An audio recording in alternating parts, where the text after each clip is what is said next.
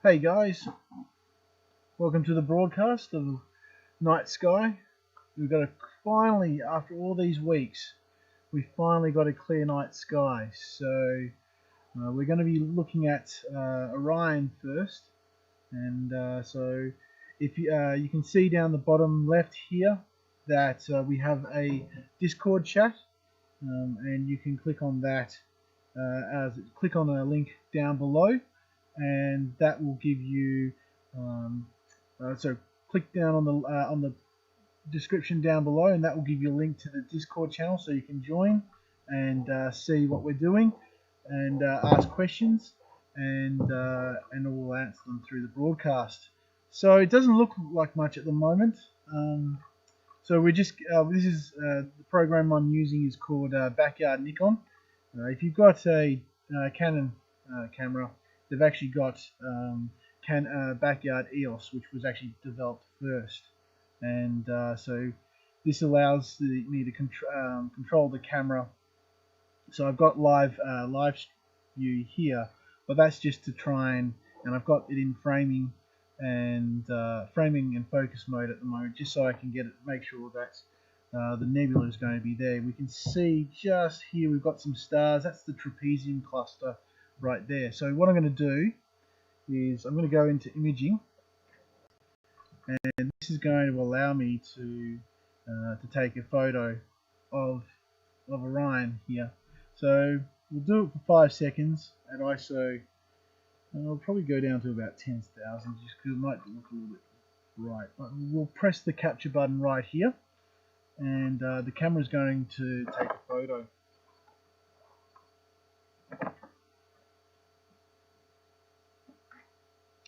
And it's just about to record now. So what we're going to be looking at is a reflection nebula.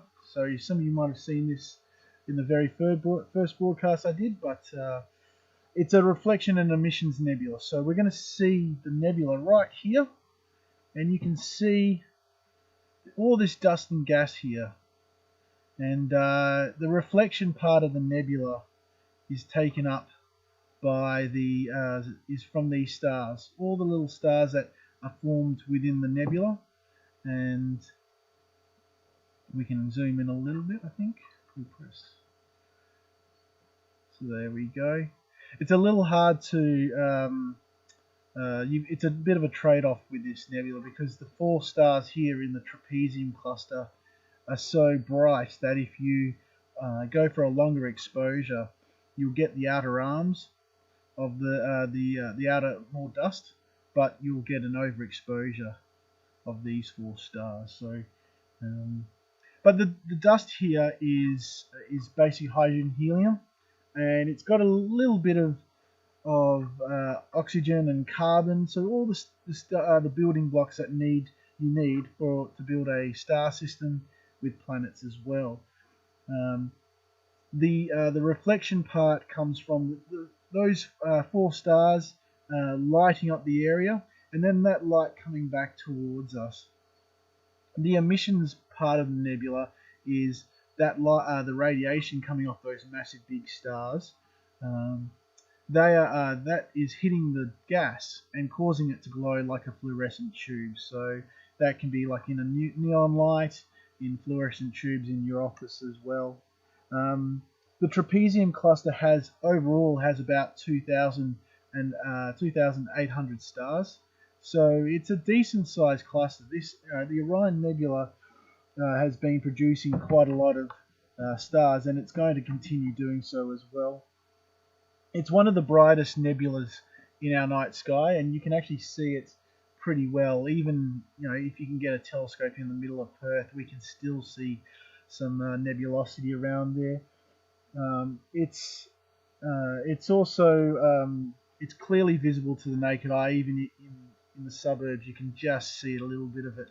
But it's a binocular object as well, so it always puts on a good show, we can always say.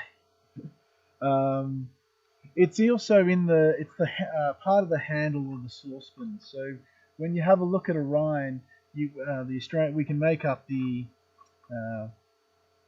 a saucepan in an asterism using one of the stars to the right of Orion Nebula, and also the Orion Nebula, the Orion's belt, and one of the stars to on the opposite side of the belt to the Orion Nebula, and it looks like a little saucepan as well. It's 1,344 light years away from us, so the light that we've just captured in this image has taken 1,344 years to get here, and it's now stored on my laptop. Its red hue is actually coming from the oxygen. There's actually a bit of green in there. It was a puzzle up till the early 20th century, but it was discovered that it's from electron transition in double ionized oxygen. So when you see that nice images of from a Hubble Space Telescope of Orion, and you can see green, that's coming from oxygen, ionized oxygen particles. You can actually, the blue-violet you can see in this image here as well. That's actually reflected radiation from the four stars as well. They're only about 10,000 years old or so, those trapezium clusters. So they're really baby stars. So think toddlers. That's how young they are.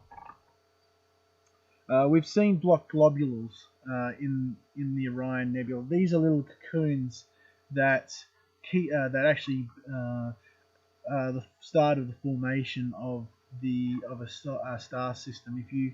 I did a talk on Thursday, which is, if you go onto our YouTube channel, you can actually see that talk about the life cycle of stars, and we've actually seen these block globules with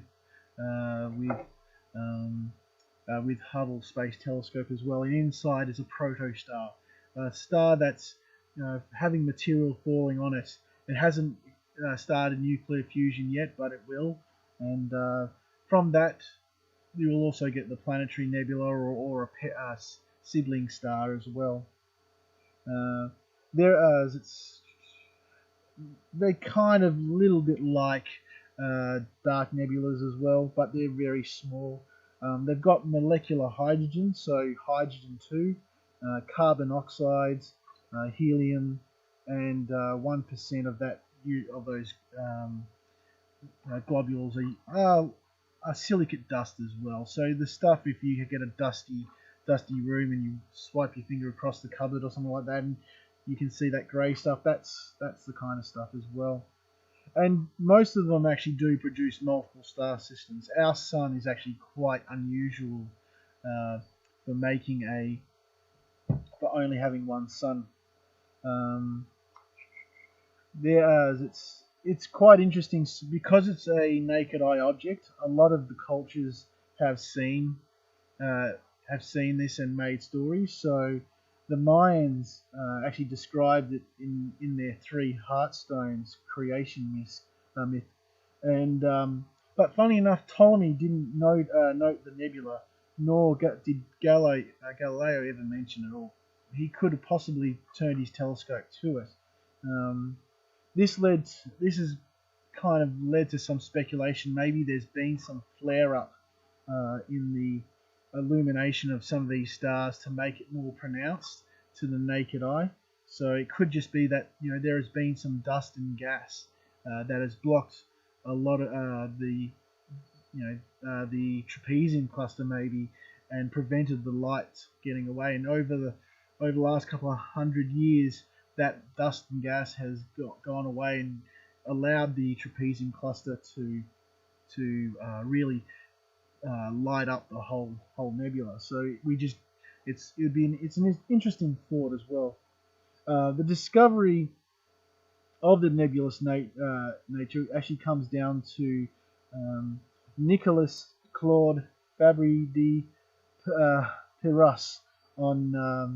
I'm not very good with my French. I'm going to have to take some lessons. But he discovered it on November 26th, 1610. So, over 410 years ago, this coming November 26th. Charles Messier observed it in the 4th of March, 1769, and noted 3 of the actual trapezium cluster as well. So that's pretty good for his telescope at the time. And within 100,000 years, most of the gas and dust will have actually been used up to make all the stars, and also blown away and ejected. So after that, what will happen is we'll get a nice planetary nebula as well. If you do hear some car noises, I do apologise. We've got some people doing donuts in the in Mundaring Weir Road or so. So donuts. So what we'll do is I'll go to our next object. Hopefully the telescope behaves itself, and so the next one we're going to be going to is hopefully Caroline's cluster, and this is NGC 2360, and this one's named after Caroline Herschel.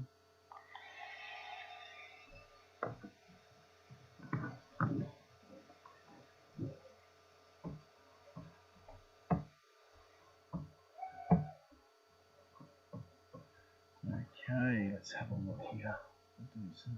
We'll go back to framing and focus, and we'll do it because the stars aren't very bright. We'll do a 2-second shot just to see how it goes, how we're going in terms of where it is.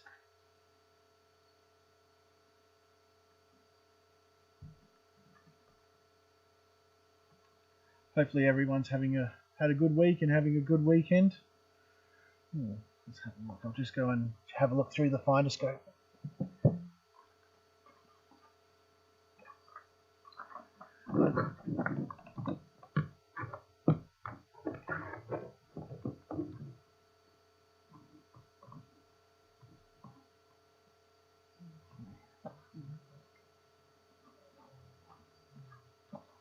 Okay.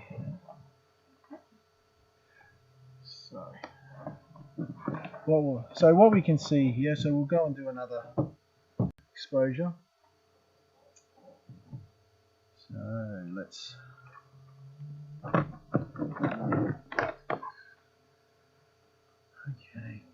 so we'll start our exposure here. So this is the next phase in the life of a star. After it's formed in a nebula, so think of the Orion Nebula as a star-forming region. So this is a nursery for stars. With Caroline's cluster, which we can see here, this one's a little bit further away. It's a open cluster in the Canis Major constellation, which is it's the dog of Orion, and it's 3,700 light years away from us. So the light from those stars has taken quite a long time to get there. It's 16 light years across as well, and it's estimated to be 2.2 billion years old. So it's quite a long distance. It's quite an old open cluster. Swiss astronomers Jean-Claude Melidond and Michel Mayor, Michel Mayor actually discovered the very first planet around another star. They did the estimation of the age, and they did this by analysing the masses of the smallest stars that had evolved into red giants. And so it's been pretty interesting how you can work out the age of stars, and they would have done it through spectroscopy as well, so putting that light through a prism. There's about 50 to 100 stars in this cluster. American astronomer so Cranky Ken's says is it the Meade 14, which is on the polar mounted LX200. Actually, I'm using the CPC 1100 tonight, so it is it's misbehaving a little bit, but it's at least we're able to do some stuff. Um, so American astronomer Olin Edgin surveyed the cluster as well, and he actually identified one or two possible blue stragglers. So these are stars that when we have a look at how hot they are and how big they are, they aren't like the others, and that's usually very strange. That's strange for stars that have been made from the same dust and gas. And so what we think has happened is that you've got stars that have sucked off matter from companion stars or merged together, and that has caused those stars to form. This was discovered by as I said before, Caroline Herschel. She discovered it in 26th February 1783, and she noted down that a beautiful cluster of pretty compressed stars, nearly half a degree in diameter. Her notes were actually overlooked until her brother William included the cluster in his 1786 catalogue of 1,000 clusters and nebulas, but he did acknowledge that she was the discoverer. She was actually she was German. Her brother was was William Herschel, who discovered Uranus, and she was also the aunt of John Herschel, and she was she was very important to astronomy at that time.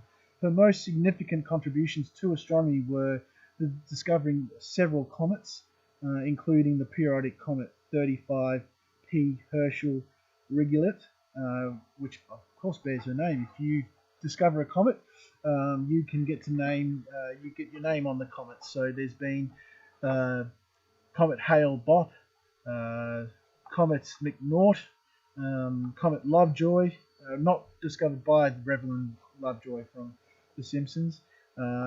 When you start to see, there are some ones where you get Caterina, and that's been discovered by a program. So you'll probably find that you'll see a lot more names that aren't actual people's names, because we're starting to see that there are projects where you get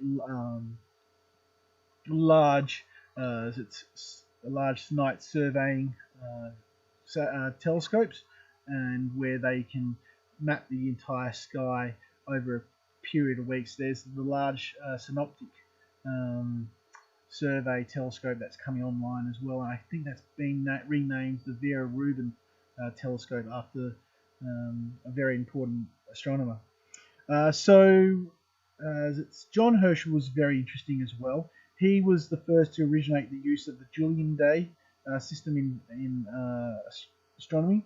He also named seven of the moons of Saturn, 4 of Uranus's moons. He actually contributed to science of photography as well. He investigated color blindness and also the chemical power of ultraviolet rays as well.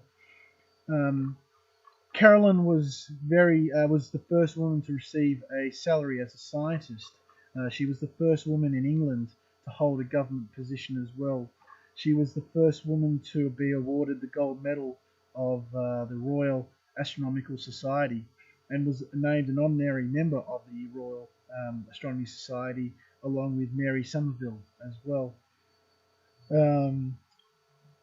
She was also a honorary member of the Royal Irish Academy, and the King of Prussia, presented her with a gold medal of science on the occasion of her 96th birthday in 1846. The new general catalogue which we use. So when we went to there, I put it in the remote control, NGC 2360. That NGC means New General Catalogue, and that was compiled by John Louis Emil Dreyer, in 1888. But what he'd done was he expanded on the work that both William and Carolyn had done, and also from John Herschel's general catalogue of nebulas and clusters as well. So yeah, so guys, if you have any questions, please put them in the chat, and we'll help you out. We're going to try and finish off with the moon. It's just coming up above the trees as well, considering we didn't really get a good view of it anyway last time. So what we'll do is we'll go. I had some honey on my toast tonight, so we're going to go to the beehive cluster now. So I'll just put that in the cluster in the remote control.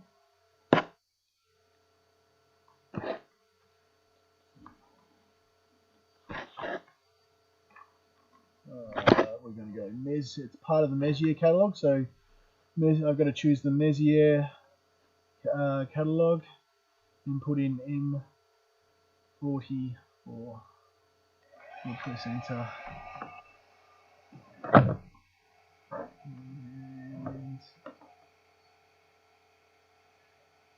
so this one's been noted for a long time, actually. They noticed it in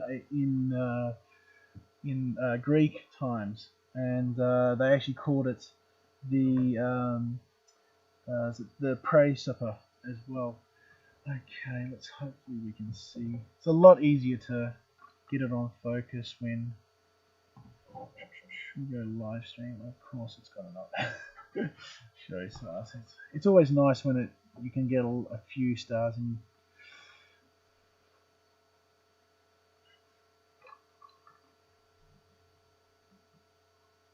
Okay, it's coming up now. Oh, doesn't look like we're on target. Let's have a look here.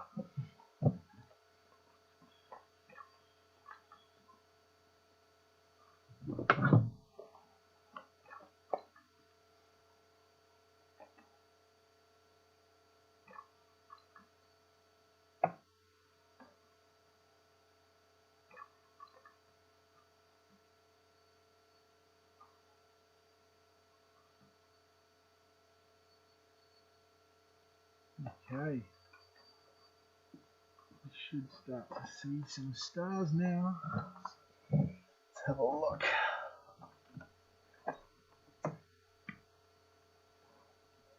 Oh yes, we see some stars, don't we, here in the live view. Okay, so let's do a 2-second test shot just to see how well it comes up.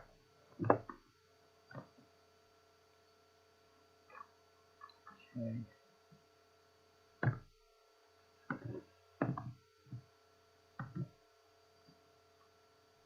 Ooh, nice.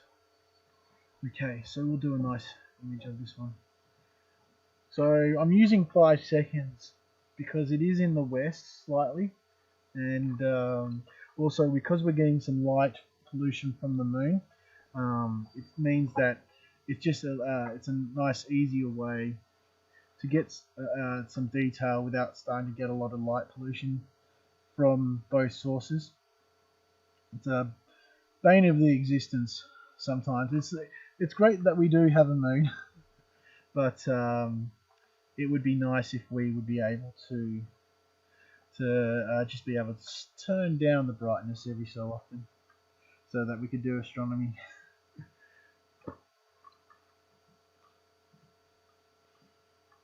Let's have a look here. We've got our image. It's kind of come up now. Ooh. All right.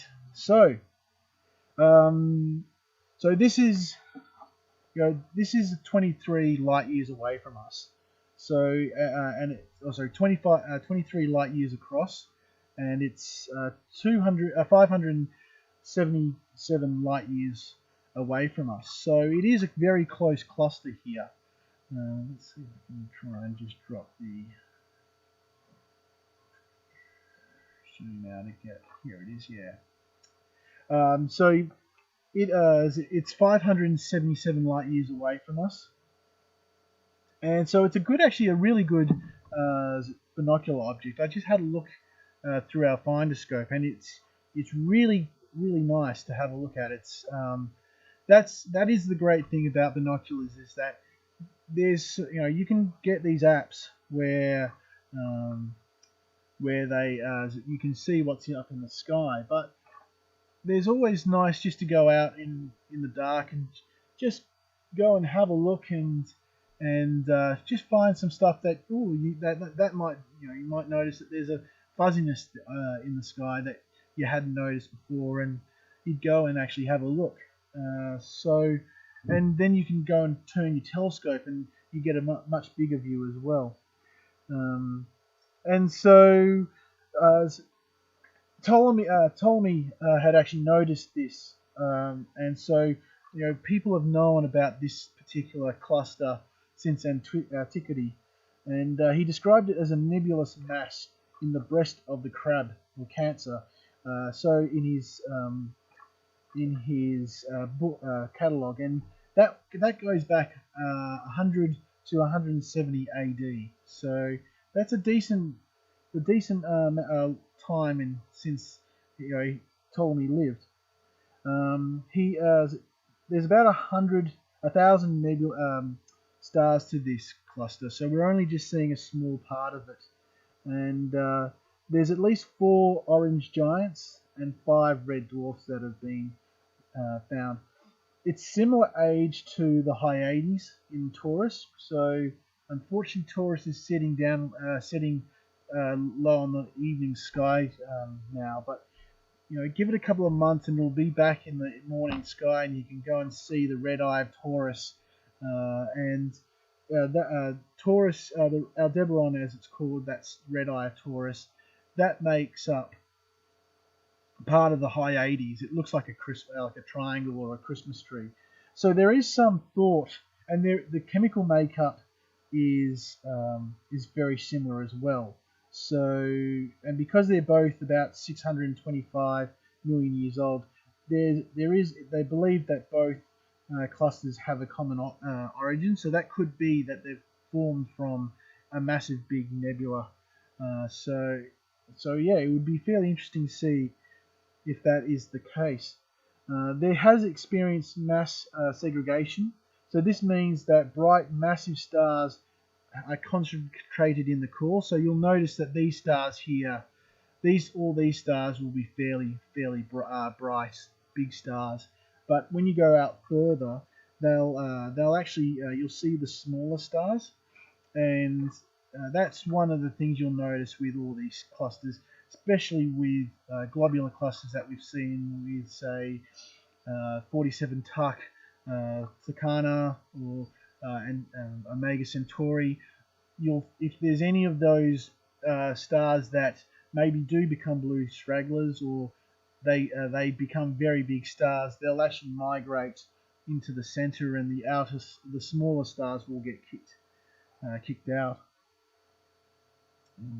In 1609, Galileo actually first observed the beehive, and he was actually able to resolve 40 stars. So it's quite impressive what they could do back in the day with these telescopes. And it is quite interesting when you do learn about the history of astronomy. It's not caveman banging with a stick or anything like that, or they were able to work out some pretty fantastic stuff back in the day. Charles Messier added it to his catalogue, so it's M44. The Greek and Roman astronomers saw this object as the manger for two donkeys eating. These are the donkeys that the Gemini twins rode into battle against the Titans. Hipparchus in 130 BC referred to the cluster as the Little Cloud in his star catalogue.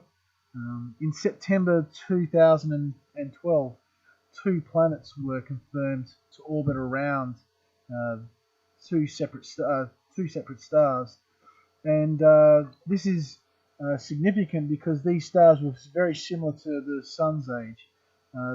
This was the first time that we'd seen planets, or exoplanets had been found around orbiting around sun-like stars in a cluster.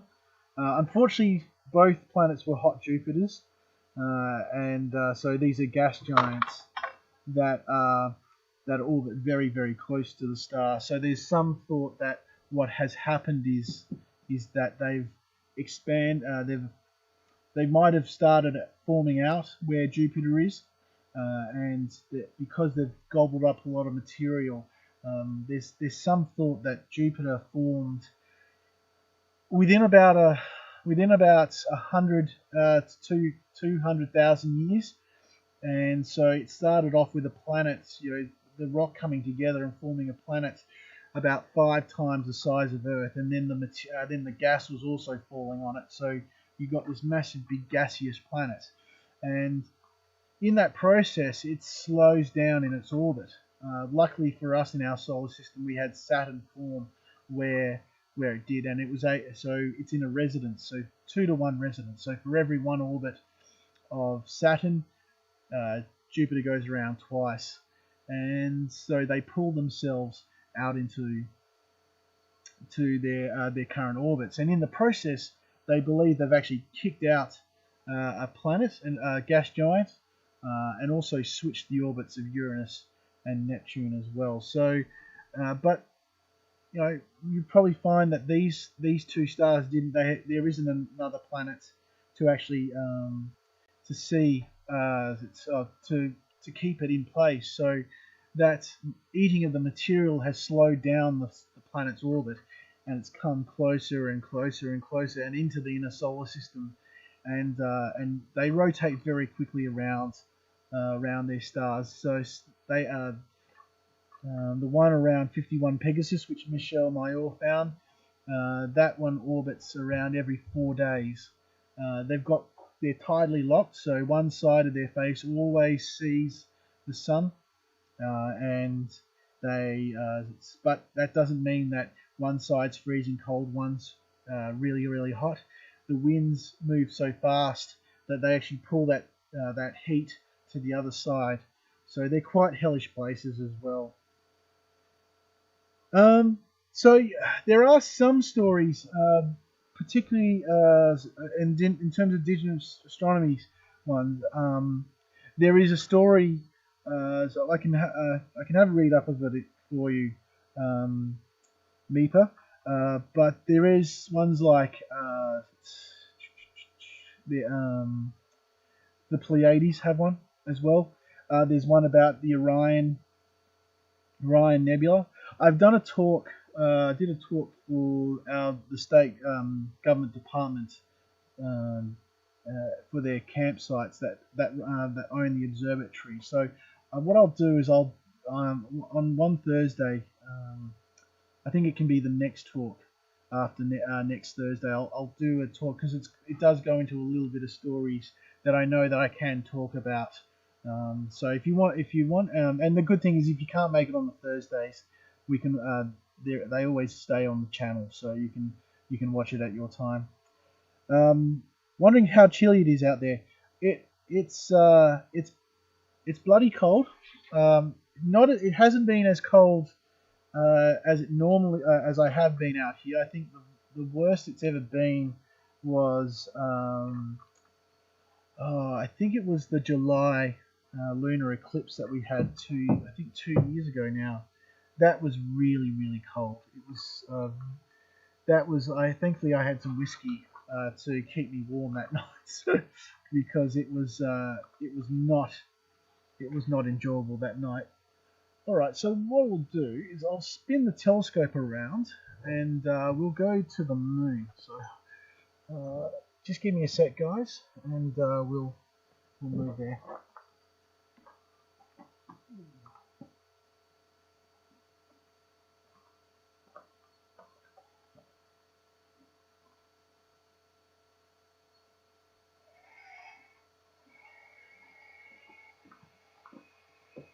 I can't trust the telescope not to go the wrong way, so I'm going to do the long journey around. So we did have a supermoon during the week. That was the last one for this year, And which are the two planets that are lining up with them? Okay, so that will be that's Jupiter and Saturn will be lining up close to the moon. I know you said the moon gets in the way, a little bit away, serious, but I can't wait to see it. It is fantastic. Yeah, I just wish that sometimes you could still have the same brightness, and well, you could still see the same detail, and not have such a so much light pollution.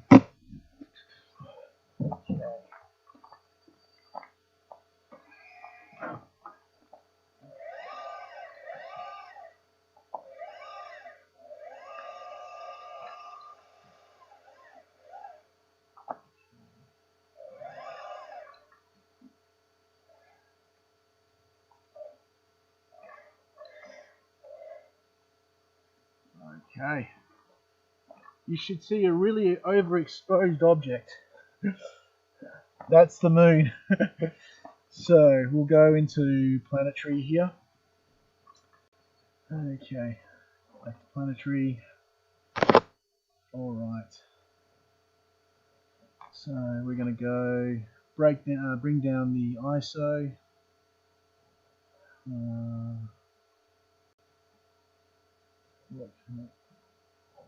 It's getting better there.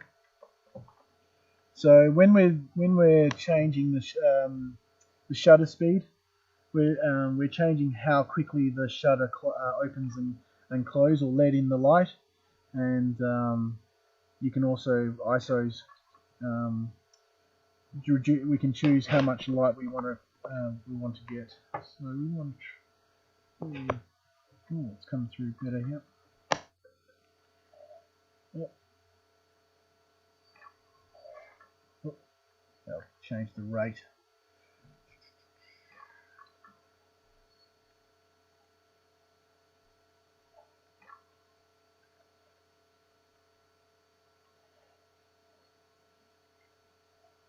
All right. Yeah, I think we can still do a little bit better here. Let's go down to 400. And you'll notice that when you go outside, the moon looks upside down to what you can see tonight here, and that's because we're using the Celestron CPC 1100 is a Schmidt-Cassegrain telescope, so it's got it's a reflective telescope. So there's a primary mirror and there's a secondary mirror, and the light comes in, bounces off the primary mirror, then gets focused to the secondary mirror at the top, back at the top of the telescope, and then the light then gets sent through a hole in the primary mirror, and then into the camera. So that's why it does look a little bit flipped upside down. You don't get that issue with Schmidt-Cassegrain. So you can actually, with refracting telescopes where they're using lenses. So you can see here we've got the man on the moon right here. We've also got in here Copernicus right here. I think it'll be a bit better in terms of the ISO. We'll get it down so it's a little bit better. We can go a little bit better. 200. So we can see here, this is Tycho's crater right here.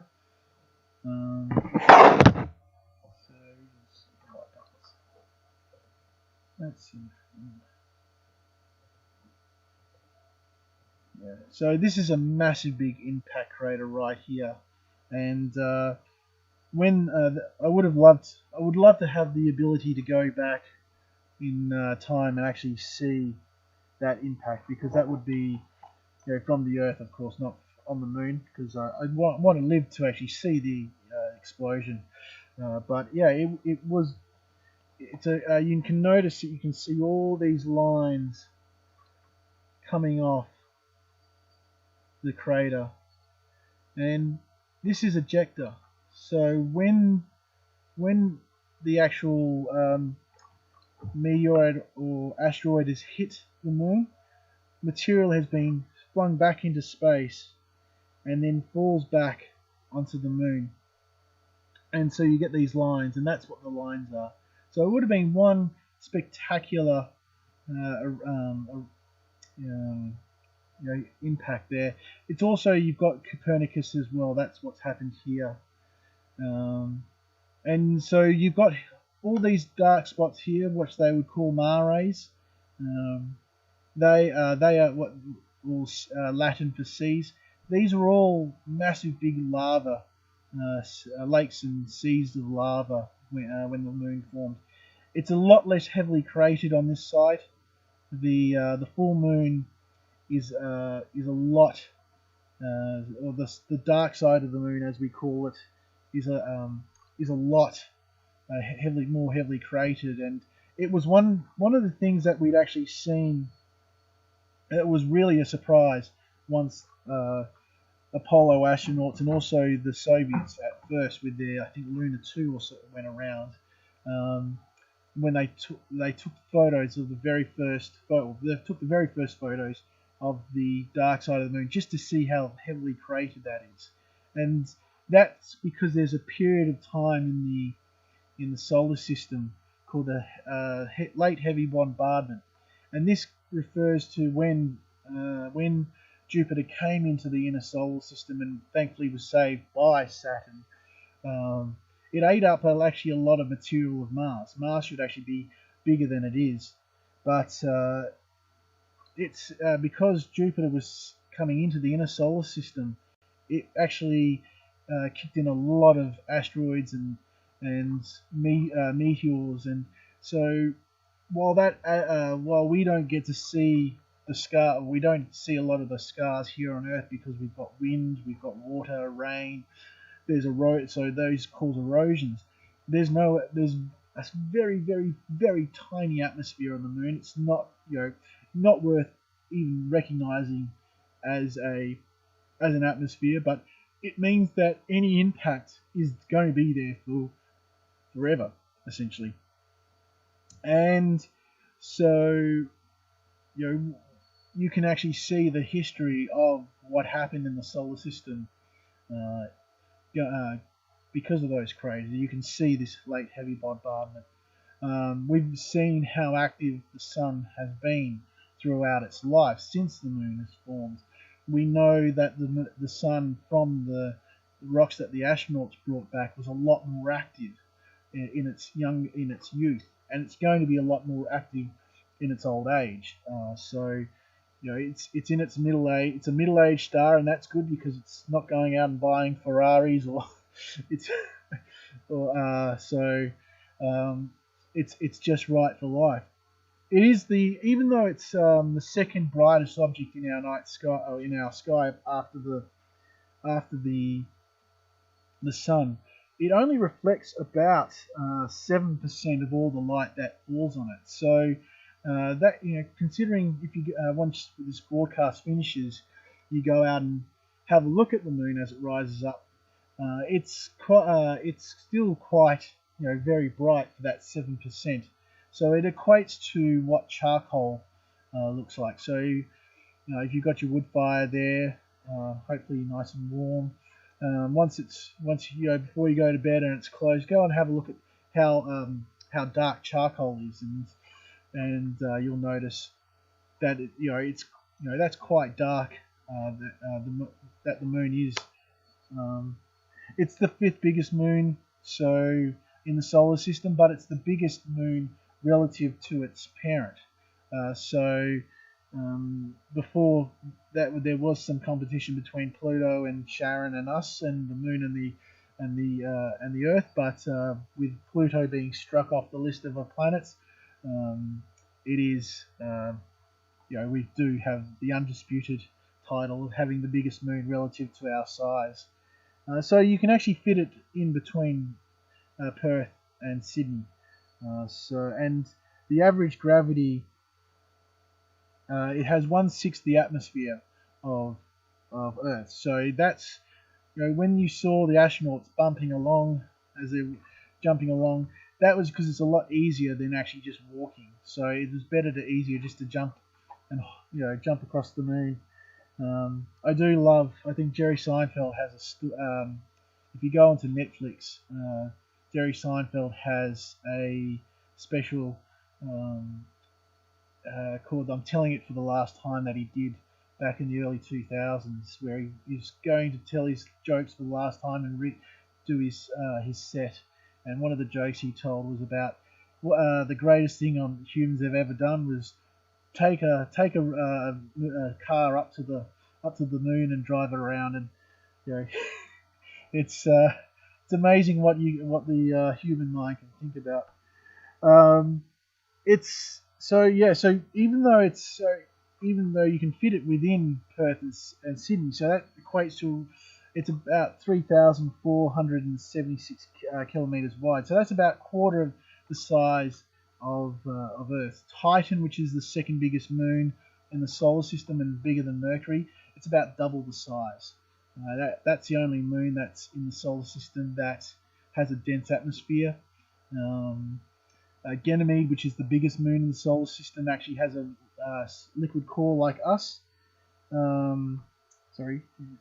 Yes, it does. Red Robin, yes, it does fit between Perth and Sydney. That's how big it is. And so Ganymede has a liquid iron core, just like the Earth does. So it actually has its own magnetic field within Jupiter's massive magnetic field. On average, its orbit's about 384,000 kilometers away from us. So we had a supermoon this week, and that is where the moon is at its closest point to Earth, and is either a new moon or a full moon. So the moon's orbit isn't perfectly circular; it's egg-shaped, and that is actually that orbit itself is actually turning around. So if you record the moon's orbit over the year, you'll get this pedal effect as it's orbiting around, and it comes further away. So at its closest point, we call it perigee, and at its furthest away, we call that point apogee. So if it's at a full moon or a new moon at apogee, it's called it's not the technical term, but it's just all called on. It's called a micromoon as well. So that's why we do, and because the moon's orbit shifts all the time around, that's why we don't always get why it's always we don't always get supermoons or micromoons. We get a couple every year or so. So last year we also got 2, and I think the year before that we got 3. You can actually, we're focusing here on the terminator line right here. So this is nighttime creeping up on the daytime moon. So it takes 28 days to orbit the Earth, and it takes 28 days also to rotate on its axis, and so it's tidally locked. We always see the same side, and we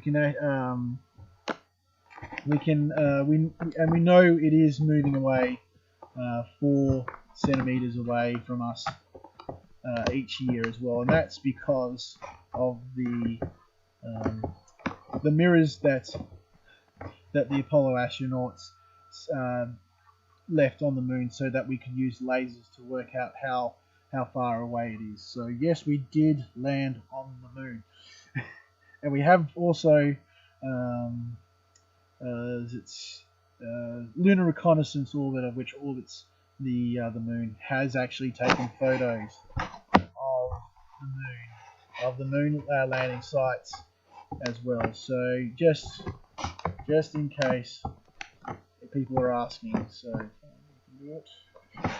Just going to get it more centered into the image. Come on. Maybe it's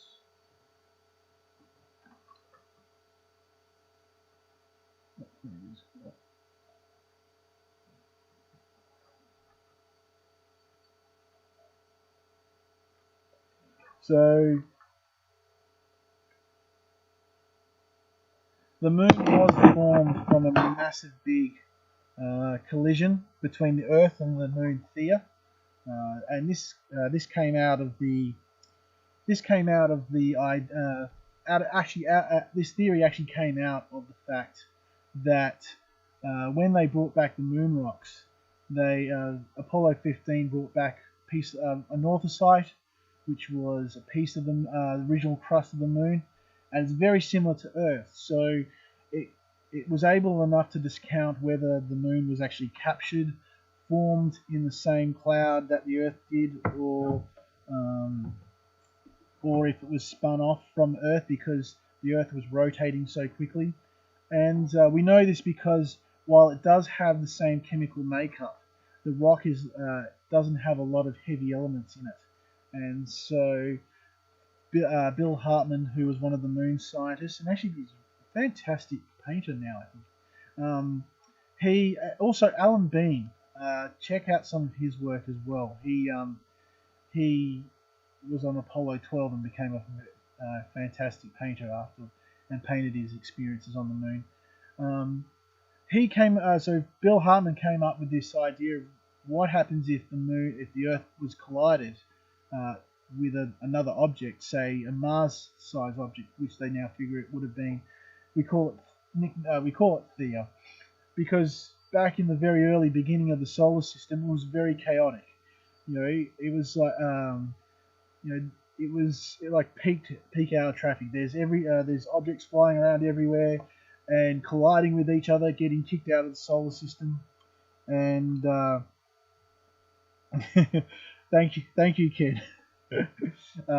So they thought maybe it was a glancing blow, but now computer simulations have actually found that it is a head-on collision, and that caused the Earth to nearly be destroyed. There's a lot of material went into space, and if we formed a ring around the Earth, Earth was the core of Theia merged with our core, so the Earth has a quite unusually large iron core, which means it's got a very strong magnetic field, which means the atmosphere isn't stripped away by the sun, and that material that formed the ring over a large period of time, that became two moons. So just a couple of things here as well. We've got here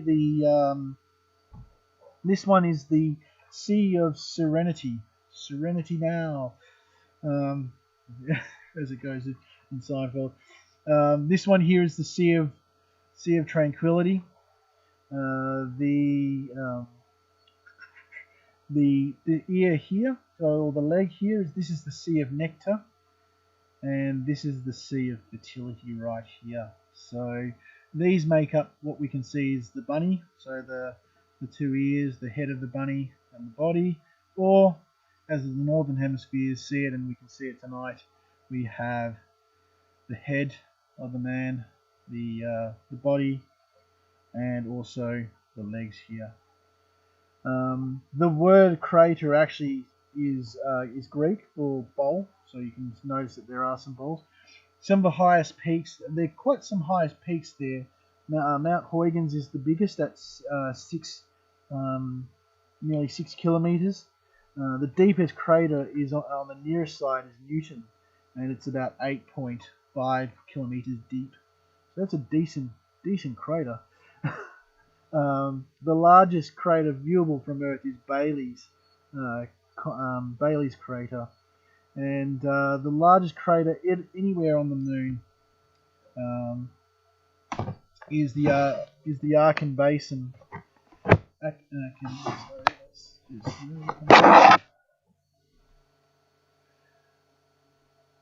So you'll notice that we're going to see some of it here as well. So this is the southern hemisphere, and so this is the Archean Basin, and this is probably where the Artemis program will land the astronauts in 2024, slightly later as well. There's also, I'm just bringing up a picture of where the astronauts landed as well, just so I can point them out to you, because we've got quite a decent sized moon as well. So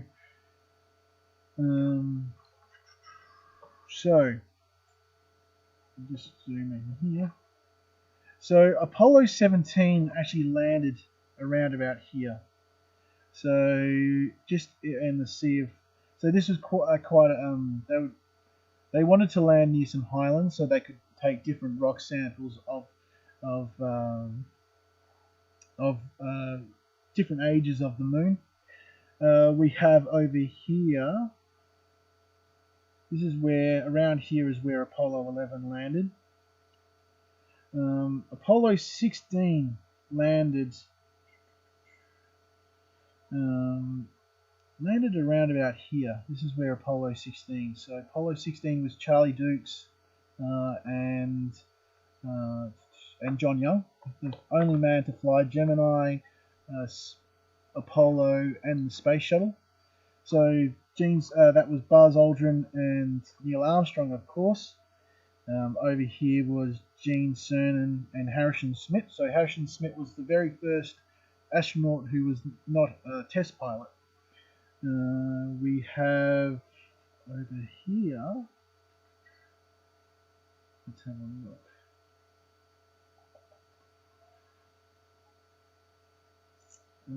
Just trying to get my bearings right here. So, just turn on my white light. Yes, alright, cool. So, around here is where Apollo 12 and Apollo 14 landed. So you had in Apollo 12, you had Pete Conrad and Alan Bean. So Alan Bean wasn't actually supposed to be on Apollo 12. He was part of the Skylab program, but unfortunately one of the astronauts on Apollo 12 was killed on a flight in his T-38. So it meant that Alan was able to go to the moon, and he also went on Skylab as well, the spacecraft that NASA tried to dispose of dispose of in over Esperance back in the 70s. Apollo 14 had Alan Shepard, the very first American in space, and I believe it was Edgar Mitchell who joined with him. So that's where the Apollo missions landed as well. So there's a really good documentary, TV series that was launched with when they did Apollo 13. It was called From the Earth to the Moon, and it's a really good documentary, like TV series, like Band of Brothers was for Saving Private Ryan. So I definitely go check that out as well. And so yeah, so there was, unfortunately for Jim Lovell and also Fred Hayes, they never got to land on the moon. John Young, Gene Cernan from Apollo 17, and Jim Lovell were all part of earlier Apollo missions. So they're the only three of the people that have ever gone to the moon twice as well. They all brought back about 382 kilograms of lunar material as well, and of which 10 kilograms have actually been destroyed in the name of science.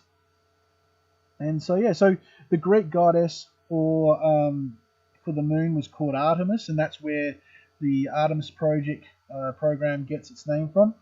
Apollo, where the Apollo program gets its name from, was actually the god of the sun as well. In Babylon, the moon is called Suan. The original see the moon as a man, so they also see the sun as a woman. So they see the woman who leaves her campsite, I believe it is, and walks with the fire stick, and then when sunset happens, that's her returning to go back to her camp. But they see the man in a full moon.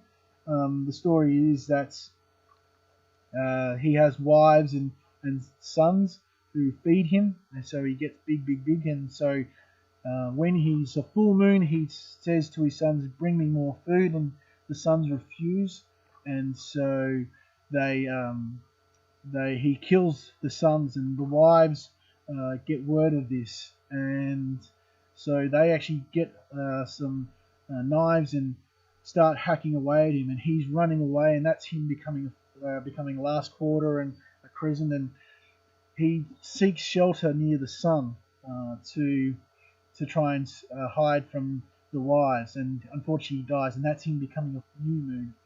And then a couple of days later, after the new moon phase, he comes back to life and starts eating again, and that's him becoming the first quarter, and then making his journey back to a full moon. Just before I go, there's just some interesting facts about from the moon terminology. Isn't? Oh, it's weird. So just having a look at the chat. Oh, there it is. Yep, there. Sorry. And so the term blue moon actually means 2 moons in a month. So that second moon is actually the blue moon, and that's why the term once in a blue moon it means something rare. It doesn't always happen. And also for people interested to see, can we actually see the flag? That unfortunately, they'd be bleached by now because of the solar radiation. But you'd need a telescope here on Earth that's about 100 meters across, and to see it. So the biggest telescopes now are about 30 meters or so. So that they're building now with I think an extremely large telescope in Chile, and the Americans are also building a 30-meter telescope as well. So I do love the Europeans naming of telescopes. They had the large telescope, the very large telescope. They're now building the extremely large telescope, and there were plans for the overwhelmingly large telescope, but it's just too much.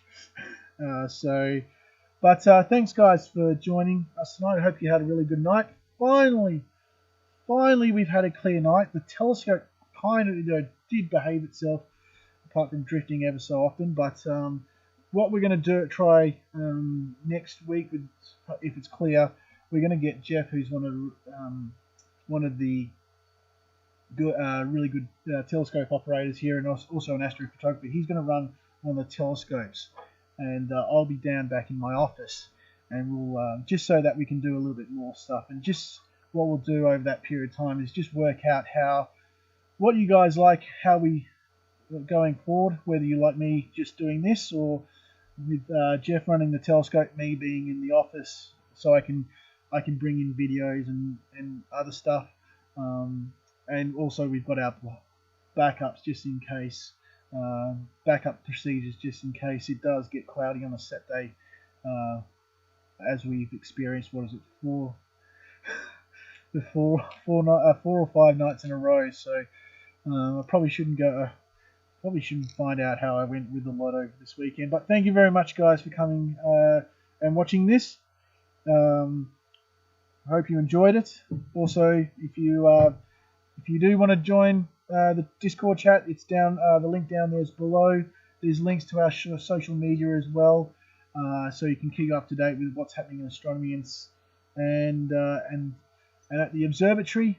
Hopefully, we'll be able to open up soon. They're starting to reduce the lockdown here in Australia, so hopefully soon we can start doing our night sky tours again.